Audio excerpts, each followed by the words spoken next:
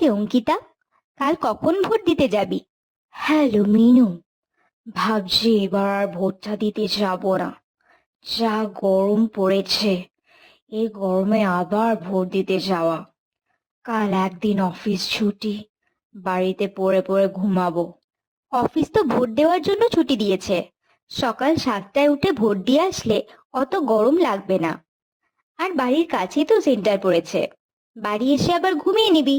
ধুত, vote দিয়ে আমার কি লাভ হবে? যে লঙ্কায় আসবে সেই রাবণ হবে। এখন যে যার স্বার্থ দেখে, দেশের স্বার্থ আর কেউ দেখে না। আমার কি লাভ ভোটটা দিয়ে? হুম, যেমন তুইও এখন নিজের স্বার্থের জন্য ভোটটা দিচ্ছিস না, দেশের স্বার্থ তো তুই দেখছিস না। যখন আমরাই নিজেদের স্বার্থ দেখছি, তখন অন্য কাউকে এ নিয়ে কি করে বলতে পারি?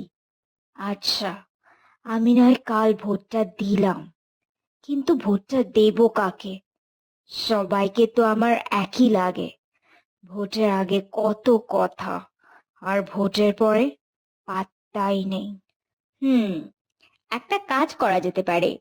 যে যে দল আমাদের এলাকায় দাঁড়িয়েছে, তারা আমাদের রাজ্যে বা অন্য রাজ্যে কি ভালো কাজ করেছে আর কি খারাপ কাজ করেছে, তার একটা লিস্ট বানাতে পারি।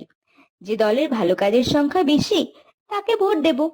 এটা তো ভালোই বলেছিস, কিন্তু কাল না সকাল সকাল ডেকে দিস, তোর সাথেই আমি ভোটটা দিতে যাব।